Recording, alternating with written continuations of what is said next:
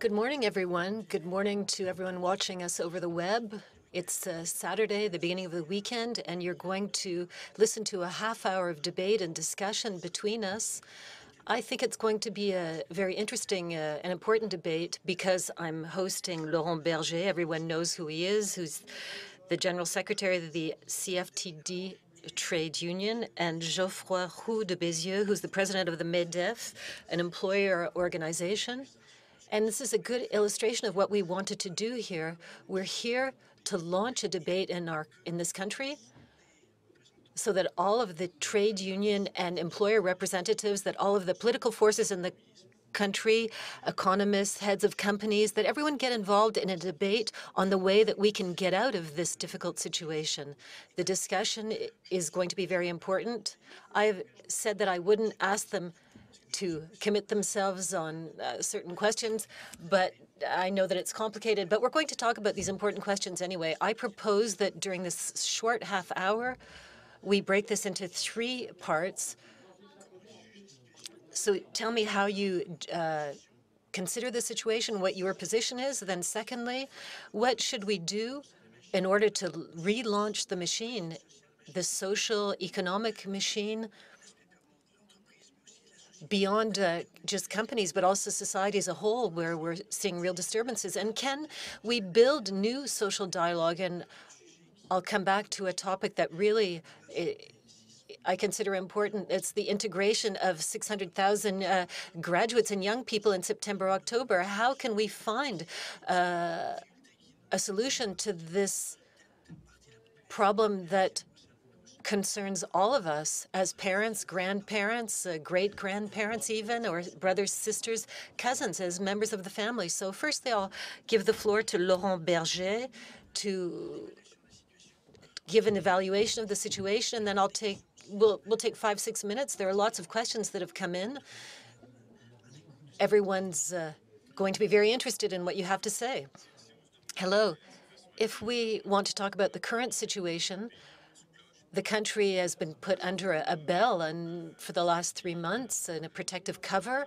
And during that time, we had to support companies and the workers. So we've had partial unemployment measures, specific support to certain sectors and to independent workers, all types of groups. This work was done, and it was vital, but with a almost complete shutdown of the economy, and this has had a huge impact on companies and employees and the workers in general. So there's a lot of uncertainty about the future. I don't think that we should look at this debate in an optimistic, pessimistic comparison. There's uncertainty, and the real uncertainty is the health uncertainty. Will the pandemic start up again? And if it starts up again, we'll have to be in a new paradigm. But otherwise, there are uncertainties at an economic level. It looks like things are starting up again in certain sectors. We see in companies, we're not back to a completely normal situation, but we're in a better situation than we were forecasting. But there are still traces in certain sectors. And I think we have to look at 3 different situations. There are companies that are already fragile before the crisis, and that's just added to their burden. There are companies that were doing well and that were hit hardly. The aeronautic industry, tourism, had we talked about it 6 months ago, we never could have anticipated that they would have been in this situation. And there are others that are going to just undergo a temporary difficulty that needs some support.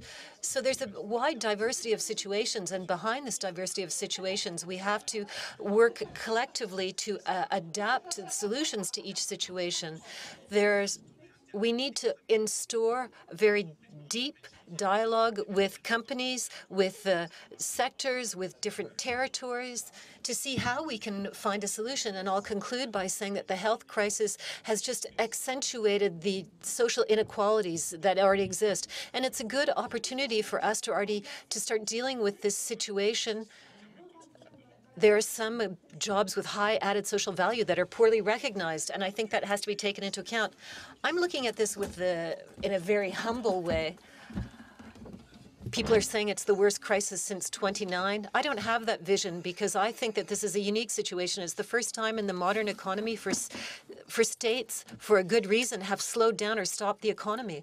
And it's like when you're trying to twist a metal bar and you bring it back into, it'll never go back to its original position, and you don't know how the structure's been impacted. So I'm a bit concerned about the forecast that we hear. I'm not sure if it's going to be as bad as they're forecasting, as Laurent BERGER just said. Maybe we're going to see a quicker turnaround than we were expecting 2 months ago. Of course, some sectors have been stopped and are suffering. We talked about tourism and the aeronautics industry. That's going to take some time to bring that back. But there are things that we had anticipated. There was some background noise at the beginning that's gotten louder. We're seeing changes in consumer trends. There's been a downturn in consumption in certain sectors that's probably going to accelerate. So I think we have long-term issues. It's going to be hard to forecast. Short-term, that's complicated. An international environment that we don't control. Laurent talked about the pandemic returning, but if you look at what's going on in the U.S., that could have a hugely negative impact. The Americans have not properly dealt with the pandemic, as we can see quite clearly. Entrepreneurs are optimistic by nature. They get up in the morning, they want to create. And what I'm seeing amongst our members, we're lucky to have a lot of video conferences with people in Guadeloupe who are really having a difficult situation. And there's a lot of energy in our SMEs, and they really want to get back to business. And this is a positive thing for the future.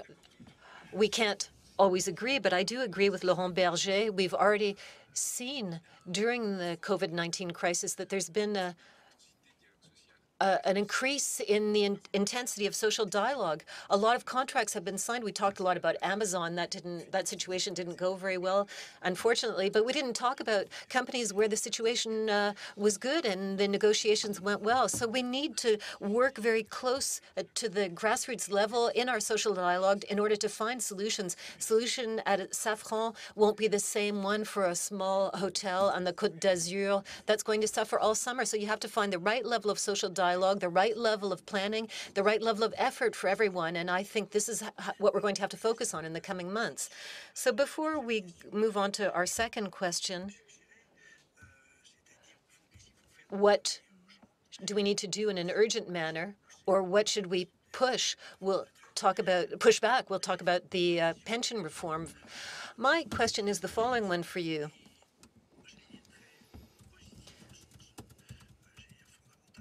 It's a fundamental question. From this extreme difficulty, we can try to overcome the inability that we have in our country to instaure social dialogue. We're not worse than the others. We're not meaner. We're not more idiotic. We perhaps make more claims, but this difficulty and this staging of this difficulty is something that comes out in what you said. That's an important point. And I think that we need, and I'm speaking on my behalf and on the behalf of the Cercle to the government, asking people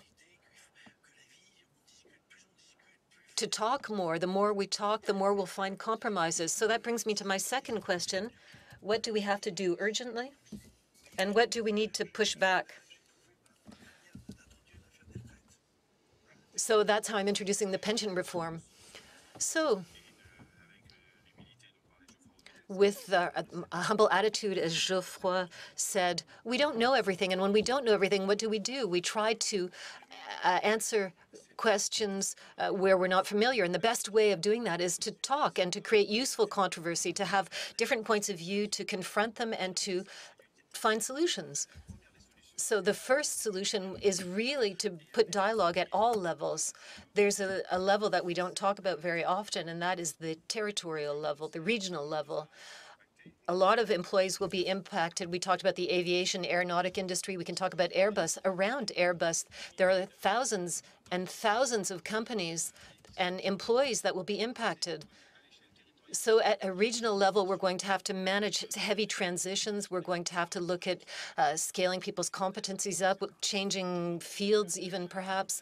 So dialogue beyond the company, which is already important, is going to be more important at the regional level and at the industry level. So what do we need to do now? We need to focus on employment. We need to see how we can maintain employment, how we can develop employment, why not in some new sectors of activity. And there's also the question of young people. You said a few words about that. Any other topics that could be considered important must still come afterwards, including the question of pension reform that you talked about. No one's going to be surprised to hear me say that the CFDT is in favor of a universal pension system, because as we see, all of the people that were impacted by the crisis could have benefited from this system. And there's so much opposition to this reform in our country right now that there's no point in starting a battle in September. We need to push this reform back. We need to take the time to talk about it with cooler heads later. Right now, employment, the integration of young people into the employment market, support to people who are unemployed, who are going to be heavily hit, to help them find jobs again, that should be our priority. With regard to the comment that you made, it's not French tradition to trust actors of civil society, because traditionally there's this idea that only the state is responsible for the common good. I'm not claiming to hold in favor of the common good, but I think that we can all contribute to managing it. There were 2 meetings in the last 3 weeks, and there's a signal from the government. The government is accepting to hand over some responsibility to social partners within companies at the company level. And we shouldn't be talking just for the sake of talking. We need to come up with results. And we were able to agree, not with everybody, not with all of the social partners, but a certain number around long-term partial unemployment inspired by the German system. And I think that I hope that companies will use this. It's an intelligent way of dealing with safeguarding companies and jobs. And this is a great example of what we can do together in the coming months. And that leads me to my second point, our energy, our collective energy as social partners, labor partners.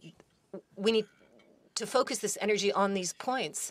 My position is slightly different from the CFDT on the universal pension system. I'm a bit more skeptical about this system. It's great in a PowerPoint presentation, but I think it doesn't work. We supported the movement, but I think we need to push the pause button for a few months so that we can really devote all of our energy to what counts right now, which is saving the production tool in the largest sense of the term. Because that's what really counts. If we've succeeded in saving jobs, if we don't have the million unemployed that people are forecasting at the end of the year, we can start up again. We can get back to business, and then we can talk about pension schemes. There's a financial question that has to be dealt with that has started before COVID. And a last element is that the economic relaunch plan, the president has to talk about it very quickly. The government is being modified right now, is changed, but every day that goes by costs in terms of public expenditure, and we see that the economic stakeholders need confidence in the economy. We have launched new plans, economic boosting plans. But we need economic recovery plans, but we need to announce them very quickly. So if you allow me, I don't think we need measures that are going to be only top-down, that have already been thought out for everybody. We need the stakeholders to be mobilized. And if the new government, because we will have a new government in the coming days and a new prime minister, if they can understand that, one, the pension reform is later, the push the pause button. So for those who are not IT specialists, there is a pause button on your computer. So beyond MEDEF and the CFDT, all of the trade union and employer organizations, I don't want to speak on behalf of all of them, but I think that we all agree that we need to push this back, and some people think we should not do it at all. I'll interrupt you. But I say we need to pause to start again in the future, not to do it. But yes, we can't do it now. And then secondly, we demonstrated with the long-term partial unemployment measures, we asked the president, on behalf of the trade unions, to work with us. You cannot work without us. We need our collective intelligence because we need to make adjustments in the different regions and the different sectors. So work with us. That's what the president needs to understand. And if he doesn't understand this, we'll have top-down measures that will not work. The demonstration from recent past periods is that the state alone can't do everything. The state can do a lot, can support as they did during the crisis, and I won't criticize them for their crisis management, but they can't launch the machine again if they don't associate all of the social partners. If I can comment on this, well, I fully agree with what Laurent Berger just said, and it's quite a cultural item here in this country. There's a deep change. The state needs to give us a toolbox we can use. So there's an agreement I would like to pay tribute to. It's difficult to sign for the trade unions, the Wishbur agreement, where you have a financial sacrifice of the employees to preserve the labor or jobs in aeronautics sector. It's not easy to accept, and it's they showed courage. The trade unions showed courage when they signed this agreement. This is the kind of things we have to do. We have to manage to do, and it's in each company, each enterprise that we will cut up things and negotiate. That's the future of the social dialogue. We talk about Safran. Safran has just signed an agreement to maintain jobs during this period.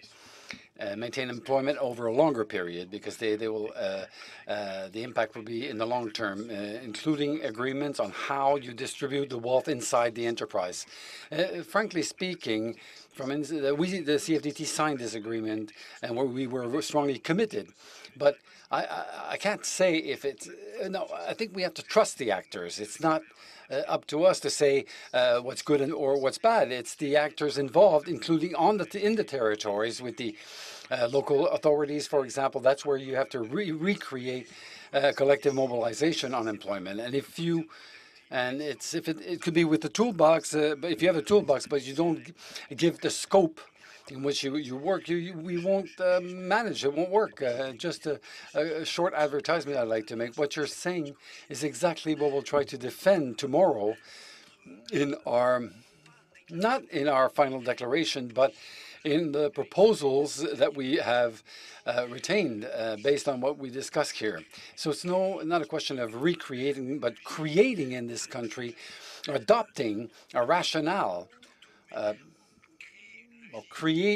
adopting a rationale of the dialogue, rationalization, which leads that all the people involved, the social actors, the territories and everything can express themselves.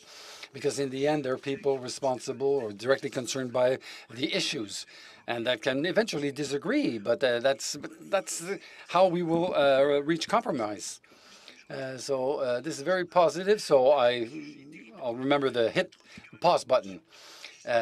We've introduced a notion that didn't exist before. The idea that we have to go everywhere and ask for a lending hand, ask for a hand for those who are politically responsible. And the third question, which you've already dwelled on, is how we can restructure, relaunch the social dialogue.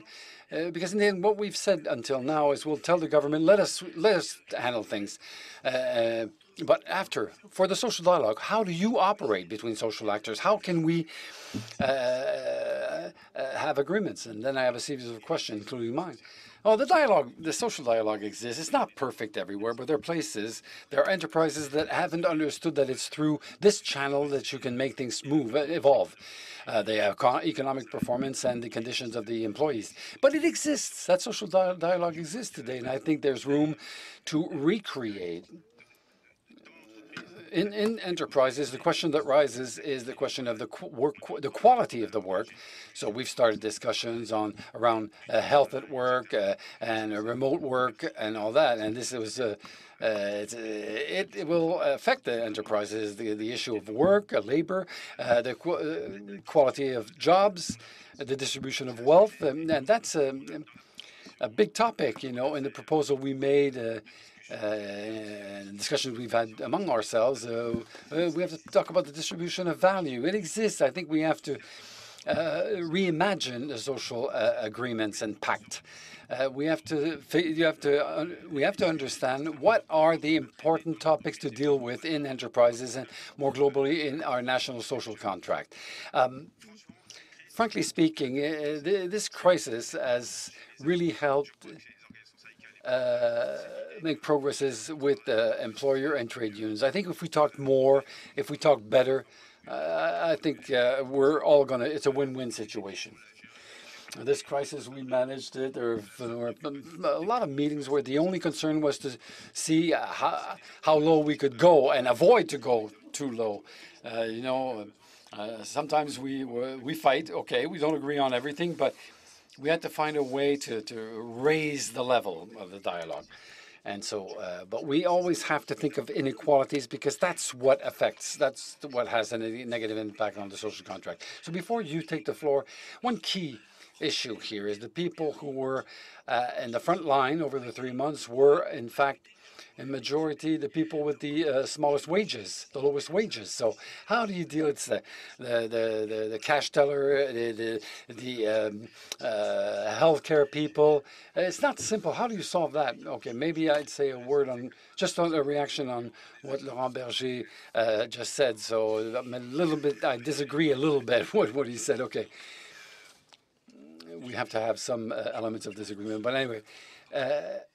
I think we shouldn't head towards making too many norms at the national level.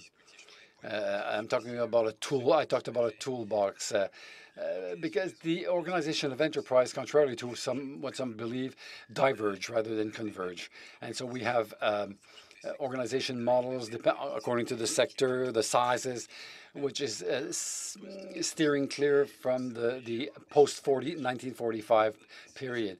So more flexibility for the field workers. But for the national actors that we are, it makes the normative role that we have much smaller. You know, you have the statutes of the white-collar workers, for example.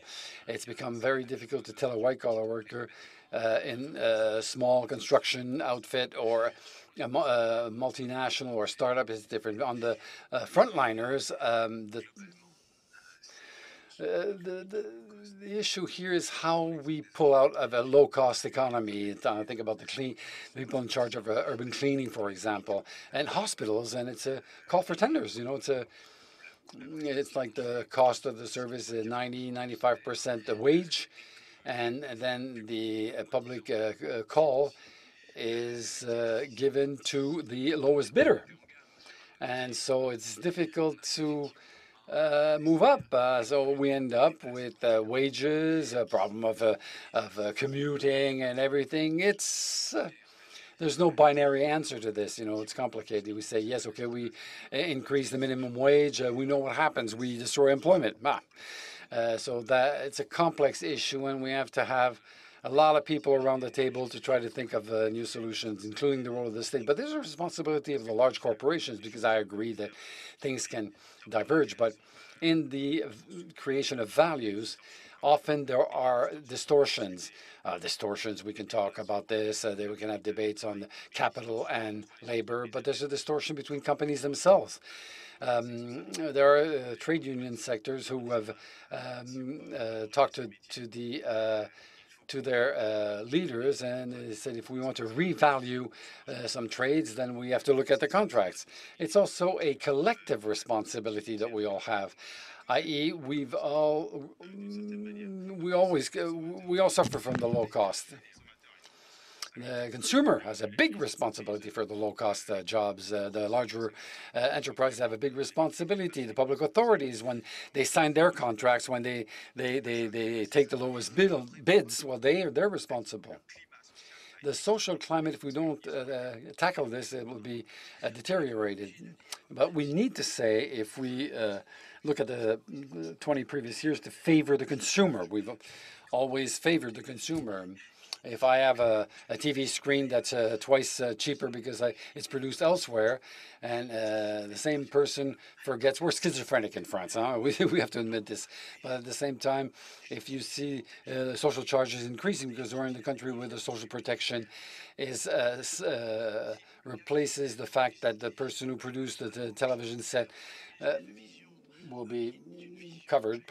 So we had a vision that was quite naive, not well balanced. I think that the social contract, if you agree with me, is going back to the start from scratch in a way. Talk about the low wages in jobs that were at risk during the 3 months of the COVID. It's a problem. If we start from scratch, okay, and we intend to use that to make things more equal, okay, but never forget what social protection has enabled during this period. We ended up in economic and social, in a social situation that was very difficult. In other countries where it wasn't the case, there wasn't this social protection, the social misery was increased at incredible momentum speed. This crisis here has a very big impact on the poorest and the economic situation, not collapse, but it hurt. But we saw in this period that there were holes in the racket, or for all the people who weren't protected, like independent workers and like that. For those who are not protected, we have 4 minutes, huh? And there's one question that aren't you worried that there'll be an explosion of protests, of marches in September? The SMEs are not taken into account. It's an issue, and I have my question. I'll keep to 2 minutes to wrap it up on protests, but on the SMEs, SMIs and SMEs, I don't agree. The effort the government did was massive. I just have one figure. There's some 500,000 guaranteed loans with at an average amount of 170,000 euros. It means that we're talking a pool of companies that earn less than €1 million in turnover. So globally speaking, in the rescue, oxygen and morphine that was supplied by the government, it was well done. And the main issue is the independent workers, because they're halfway between entrepreneurs and salaried workers. You know, they're halfway. So there it's more complicated. The Solidarity Support Fund was reviewed, but we didn't do that well on that aspect for the independent workers. Now, on social tensions, okay, and this will lead to introduce the magic question. I don't know. It's a bit strange, you know. The only question is, will there be social unrest in September? But the question is, can we solve the issues of employment, inequalities? The tension exists. Social tensions will exist. It's very tense for a lot of workers when you suffered from partial unemployment, when part of your wages and your company's not doing well. The question is to find solutions. If we can't recreate what I was saying earlier, the dialogue, the capacity to find solutions, enterprise per enterprise, even at the national level, national measures. If we can't help those who are faced with difficulties, we won't manage. It won't work. You know, let's stop the unemployment reform. Let's, for the moment, and focus on what's important. I think there are concerns, a complicated social climate. I think the role of trade unions, I will tell you, in September, the CFDT will open hundreds of contact points to be close to the workers and respond concretely to their concerns. So 1 minute left. So the question is simple. One, what do we do for the youth, for the 700,000 youth? And second, can't we launch a call, non-quantified, but for all the companies that are doing not too bad? What's urgent? We say, okay, you take 1, 2, 3 employees. The state will take charge of the young girl or boy, or young man or young woman, and you don't abandon 600,000 youth. Well, I reassure you. Well, there's a first measure for apprenticeship, for apprentices. Okay, and in the pipe also. I don't want to go beyond my responsibilities, there will be a component for the other youth for a financial aid. And after that, the MEDEF, but the employer unions. We have our summer university at the end of August. We'll try to bring together. Do we quantify this or not? We will see what commitments we get from the branches, the commitments of the enterprises, because there's a moral a duty here. The crisis was aimed at preserving the lives of the elder. We stopped the economy, and I think the youth will have to pay or bear the burden of the debt. I think they will find a way. You know, we need to have a commitment. I see in all the video conferences I have with my members, all the entrepreneurs are morally committed on this issue. The priority has to be the youth.